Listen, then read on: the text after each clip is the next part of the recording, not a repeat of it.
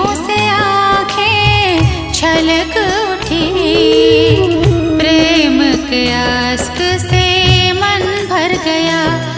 तेरी याद जो आए पावन मन हो जाए, तेरी याद जो आए पावन मन हो जाए।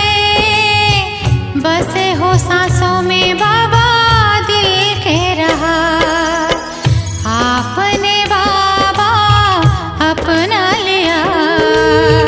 सोच में दिल कहीं खो गया, खुशियों से आंखें छलक उठी, प्रेम के आस्क से मन भर गया।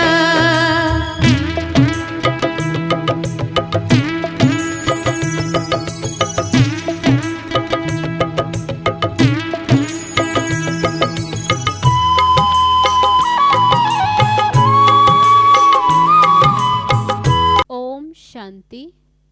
आज 22 फरवरी 2022। बाबा कहते, मीठे बच्चे, तुम सबको सच्ची गीता सुनाकर सुख देने वाले सच्चे सच्चे व्यास हो। तुम्हें अच्छी तरह पढ़कर सबको पढ़ाना है, सुख देना है। प्रश्न है, सबसे ऊंची मंजिल कौन सी है जिस पर पहुंचने का तुम पुरुषार्थ करते हो? उत्तर है, अपने को अशरीरी समझना, इस देह अभिमान पर जीत पाना। यही ऊंची मंजिल है, क्योंकि सबसे बड़ा दुश्मन है देह अभिमान। ऐसा पुरुषार्थ करना है जो अंत में बाप के सिवाय कोई भी याद ना आए। शरीर छोड़ बाप के पास जाना है, ये शरीर भी याद ना रहे, यही मेहनत करनी है। गीत है, इस पाप की दुनिया से कहीं दूर ले चल। ओम शांति। जीवात्माएं या बच्चे समझते हैं, दिल में है कि अभी हमको बाबा कहाँ ले चलते। बरोबर जहाँ से हम आए हैं वहाँ ही ले चलेंगे। फिर हमको पुण्य आत्माओं की सृष्टि जीवात्माओं की दुनिया में भेज देंगे। श्रेष्ठ और भ्रष्ट अक्षर निकले हैं, जरूर जीवात्माओं को ही कहेंगे। सुख व दुख जब शरीर में है तब ही भोगा जाता है। बच्चे जानते हैं कि अब बाबा आया है। बाबा का नाम हमेशा शिव है, सदा शिव। हमारा नाम सालीग्राम है। शिव के मंदिरों में सालीग्रामों की भी पूजा होती। बाबा ने समझाया था, एक है रुद्र ज्ञान यज्ञ और दूसरा है रुद्र यज्ञ। उसमें खास बनारस के ब्राह्मणों पंडितों को बुलाते रुद्र यज्ञ की पूजा के लिए। बनारस में ही शिव के रहने के अनेक मंदिर हैं। शिव काशी कहते, असल नाम काशी है। फिर अंग्रेजों ने बनारस नाम रखा, वाराणसी नाम अभी रखा है। भक्ति मार्ग में आत्मा परमात्मा का ज्ञान तो है नहीं, पूजा दोनों की अलग अलग करते हैं। एक बड़ा शिवलिंग बनाते, बाकी छोटे छोटे सालीग्राम अनेक बनाते। अभी ये तुम जानते हो, हम आत्माओं का नाम है सालीग्राम और हमारे बाबा का नाम है शिव। सालीग्राम सब एक साइज के बनाते, तो बरोबर बाप और बेटे का संबंध है। आत्मा याद करती रहती है, हे परम पिता परमात्मा। हम परमात्मा नहीं हैं, परमात्मा हमारा बाबा है। ये समझने की मत तुमको दी गई है। दिन प्रतिदिन तुमको श्रीमत मिलती रहती, कि कोई को भी पहले बाप का परिचय दे वर्षा दिलाना है। पहले तुमको ये सिद्ध करके समझाना है कि वह निराकार बाप है। ये प्रजापिता साकार है, वर्षा निराकार से मिलता। अब आप समझाते हैं मेरा एक ही शिव नाम है, दूसरा कोई मेरा नाम नहीं। सभी आत्माओं के शरीर के नाम अनेक हैं, मेरा कोई भी शरीर है नहीं। मैं सुप्रीम सोल हूँ। बाबा पूछते, बच्चे तुम्हारा सबसे बड़ा दुश्मन कौन? जो सयाने बच्चे होंगे वे कहेंगे देह अभिमान सबसे बड़ा दुश्मन है, जिससे ही काम की उत्पत्ति होती। देह अभिमान को जीतने में बड़ी मुश्किलात होती। देही अभिमानी बनने में ही मेहनत है। जन्म जन्मांतर तुम देह के संबंध में चले हो। अब ये जानते हो बरोबर मैं आत्मा अविनाशी हूँ, जिसके आधार से ये शरीर चलता। रिलीजियस माइंडेड जो भी हैं वे ये समझते हैं कि हम आत्मा हैं, देह नहीं है। आत्मा का नाम एक ही रहता, देह के नाम बदलते हैं। आत्मा एक शरीर छोड़ दूसरा लेती। हमको बाप कहते तुमको चलना है पुण्य आत्माओं की दुनिया में। ये है पाप आत्माओं की दुनिया। भ्रष्टाचारी रावण बनाते हैं। 10 शीश वाला कोई मनुष्य नहीं होता, परंतु इस बात को भी कोई नहीं जानते। सभी राम लीला आदि में पार्ट लेते रहते, सब एक मत भी नहीं है।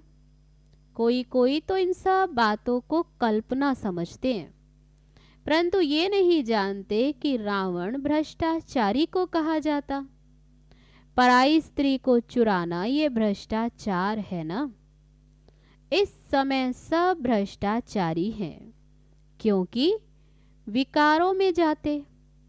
जो विकार में ना जाए उनको निर्विकारी कहा जाता। वह है राम राज्य, ये है रावण राज्य। भारत में ही राम राज्य था। भारत सबसे प्राचीन था। पहले नंबर में सृष्टि पर सूर्यवंशी देवी देवताओं का झंडा बुलंद था। उस समय चंद्रवंशी भी नहीं थे। अभी तुम बच्चों का ये सूर्यवंशी झंडा है। तुमको मंजिल का पता लगा है, फिर भूल जाते हो। स्कूल में बच्चा कभी एम ऑब्जेक्ट को भूल नहीं सकता। स्टूडेंट टीचर को व पढ़ाई को कभी भूल नहीं सकते। यहाँ फिर भूल जाते। ये कितनी बड़ी पढ़ाई है। 21 जन्मों के लिए राज्य भाग्य पाते हो। ऐसे स्कूल में कितना अच्छा और रोजाना पढ़ना चाहिए। इस कल्प अगर नापास हुए तो कल्प कल्प नापास होते ही रहेंगे, फिर कभी भी पास नहीं होना। तो कितना पुरुषार्थ करना चाहिए। बाबा कहते अगर इस कल्प कल्प नापास तो फिर कभी पास नहीं हो पाएंगे। तो कितना पुरुषार्थ करना चाहिए। बाबा ने अटेंशन दिलाया, श्रीमत पर चलना चाहिए। श्रीमत कहती है अच्छी रीति धारणा करो और कराओ। अगर ईश्वरीय डायरेक्शन पर नहीं चलेंगे तो उच्च पद भी नहीं पाएंगे। तो अपनी दिल से पूछो, हम श्रीमत पर चल रहे हैं। अपने को मियाँ मिट्ठू नहीं समझना। अब अपने से पूछो, तो जैसे ये ब्रह्मा सरस्वती श्रीमत पर चलते, हम ऐसे चल रहे हैं। पढ़कर और फिर पढ़ाते हैं, क्योंकि तुम सच्ची सच्ची गीता सुनाने वाले व्यास हो। वह व्यास नहीं जिसने गीता लिखी है। बाबा कहते तुम इस समय सुखदेव के बच्चे, सुख देने वाले व्यास हो। सुखदेव शिव बाबा गीता का भगवान है और तुम उनके बच्चे व्यास हो, ये कथा सुनाने वाले। ये स्कूल है, स्कूल में बच्चों की पढ़ाई से नंबर का मालूम पड़ जाता। वह है प्रत्यक्ष और ये है गुप्त। ये फिर बुद्धि से जाना जाता है कि हम किस लायक हैं, किसको पढ़ाने का सबूत मिला है। बच्चे लिखते, बाबा फलाने ने हमको ऐसा तीर लगाया ज्ञान का जो हम आपके बन गए। कोई तो सामने आते भी कह नहीं सकते कि बाबा हम तो आपके बन गए। कई बच्चियां पवित्रता के कारण मार भी खाती रहती हैं। कोई तो बच्चे बन फिर टूट भी पड़ते क्योंकि अच्छी तरह से पढ़ते नहीं तो बाबा कितना अच्छी रीति समझाते हैं कि बच्चे सिर्फ मुझे याद करो और पढ़ो। इस नॉलेज से तुम चक्रवर्ती राजा बनेंगे। घर के बाहर ये लिख दो, 1 सेकंड में जीवन मुक्ति मिल सकती है। जनक मिसल 21 जन्मों के लिए, तो 1 सेकंड में तुम विश्व के मालिक बन सकते हो। विश्व के मालिक तो जरूर देवताएं ही बनेंगे। सो भी नई विश्व, नया भारत। जो भारत नया था सो अब पुराना हो गया। सिवाय भारत के और कोई खंड को नया नहीं कहेंगे। अगर नया कहेंगे तो फिर पुराना भी कहना पड़े। हम फुल नए भारत खंड में जाते, भारत ही 16 कला संपूर्ण बनता और कोई खंड फुल मून हो न सके, पूरा चांद। बाबा कहते वे तो शुरू ही आधे से होता। कितने अच्छे अच्छे राज हैं। हमारा भारत ही सचखंड कहलाया जाता। सच के पीछे फिर झूठ भी है। भारत पहले फुल मून होता, पूरा चंद्रमा, पीछे तो फिर अंधियारा हो जाता। पहला झंडा है हेवन का, गाते भी हैं पैराडाइज था।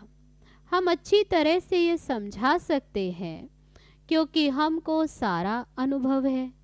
सतयुग त्रेता में हमने कैसे राज्य किया, फिर द्वापर कलयुग में क्या किया, ये सब अभी बुद्धि में आने से कितनी खुशी होनी चाहिए। सतयुग को सोजरा और कलयुग को अंधियारा कहा जाता। तब कहते ज्ञान अंजन सतगुरु दिया, अज्ञान अंधेर विनाश। बाबा ने कैसे आकर तुम अबलाओं माताओं को जगाया है। साहूकार तो कोई मुश्किल ही खड़े होते। इस समय सचमुच बाबा गरीब निवास है। गरीब ही स्वर्ग के मालिक बनते, साहूकार नहीं। इसका भी गुप्त कारण है। यहाँ तो बलिहार जाना पड़ता है।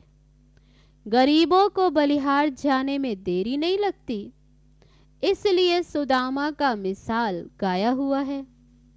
तुम बच्चों को अब रोशनी मिली है, परंतु तुम्हारे में भी नंबर वार हैं और सब की जोत उझाई हुई है।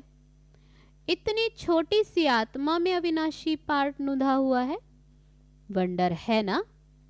ये कोई साइंस की शक्ति नहीं। तुमको अब बाबा से शक्ति मिलती है।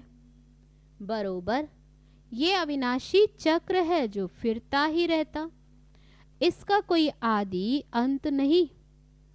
नया कोई ये बातें सुने तो चक्री में आ जाए। यहाँ 10-20 वर्ष वालों को भी पूरा समझ में नहीं आता, ना किसको समझा सकते। तुमको पिछाड़ी में ये सब पता पड़ जाएगा कि फलाना फलाने के पास जन्म लेगा, ये होगा। बाबा कहते अंत में पता पड़ जाएगा। जो महावीर होंगे उन्हों को आगे चलकर सब साक्षात्कार होते रहेंगे। तो बाबा कहते पहले है 8 महावीर, फिर है 108, पिछाड़ी में बहुत फर्स्ट क्लास साक्षात्कार होंगे। गाया भी हुआ है, परम पिता परमात्मा ने बाण मरवाए। नाटक में ये बहुत बातें बनाई, वास्तव में ये स्थूल बाणों की कोई बात नहीं। कन्याएं माताएं बाणों से क्या जाने। बाबा कहते कोई स्थूल बाण की तो बात नहीं, वास्तव में ये है ज्ञान बाण, और इन्हों को ज्ञान देने वाला बरोबर परम पिता परमात्मा है। ये कितनी वंडरफुल बातें हैं, परंतु बच्चों को एक ही मुख्य बात घड़ी घड़ी भूल जाती। सबसे कड़े ते कड़ी भूल होती है जो देह अभिमान में आकर अपने को आत्मा निश्चय नहीं करते, सच कोई नहीं बतलाते।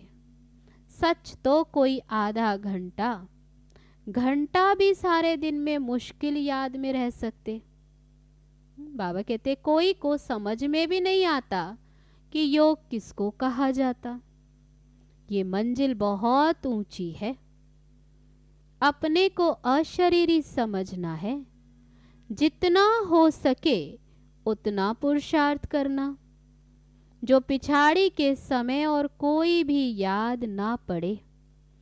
कोई तत्वज्ञानी ब्रह्मज्ञानी अच्छे होते तो गद्दी पर बैठे बैठे समझते हैं हम तत्व में लीन हो जाएंगे, शरीर का भान नहीं रहता।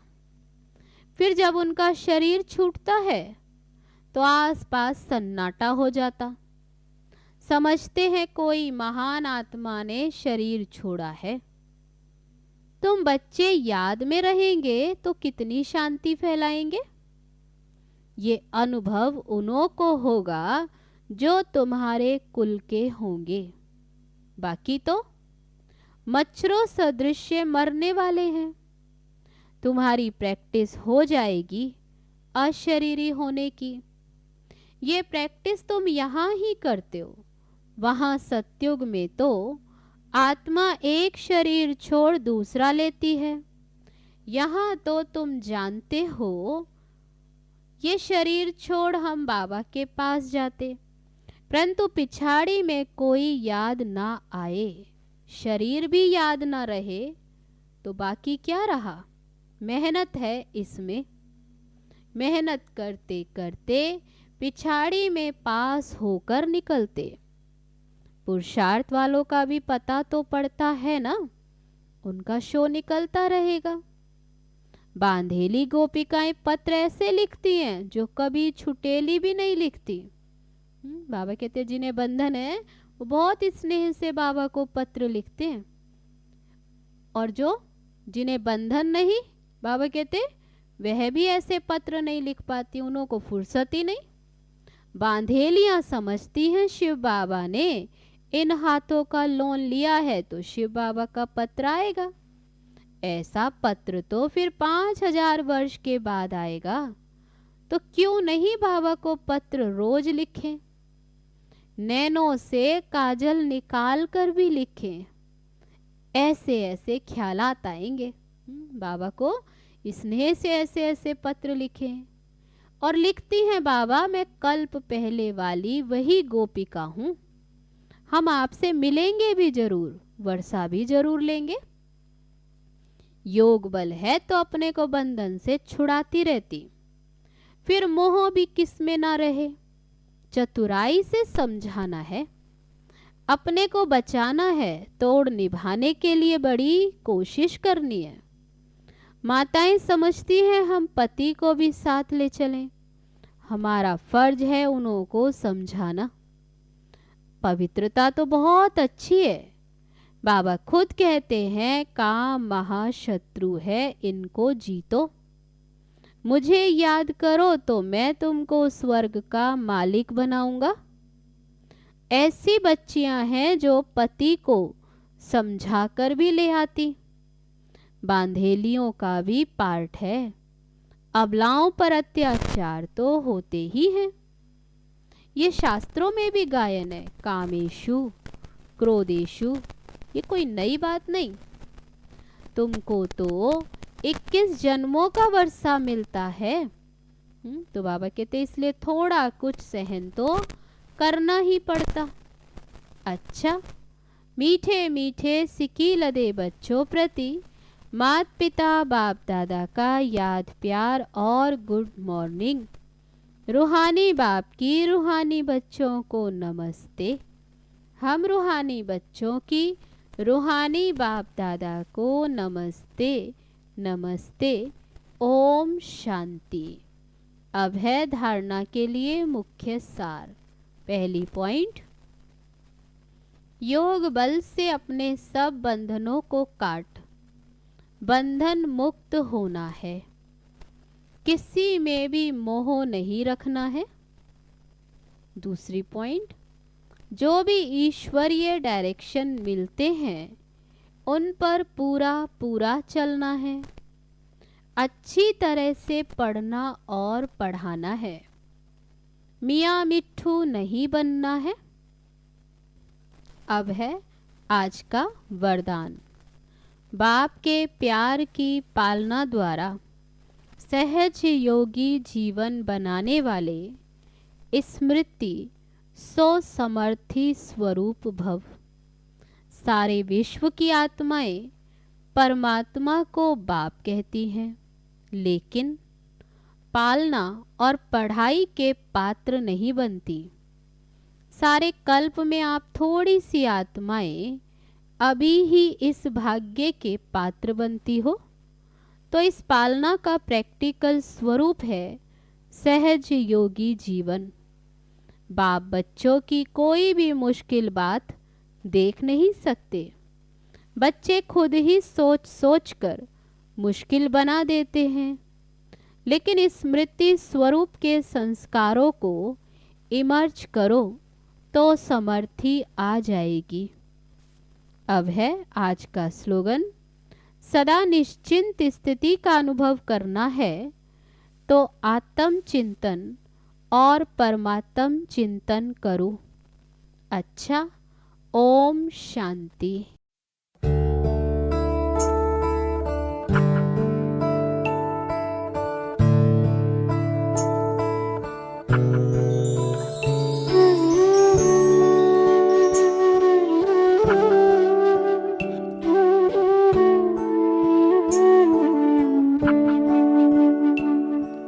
बाबा तुम कितने अच्छे हो, बाबा तुम कितने प्यारे हो। सच कहते हैं हम एक तुम ही अपनी आँखियों के तारे हो। बाबा तुम कितने अच्छे हो, बाबा तुम कितने प्यारे हो। सच कहते हैं हम एक तुम ही अपनी आँखियों के तारे हो। बाबा तुम कितने अच्छे हो।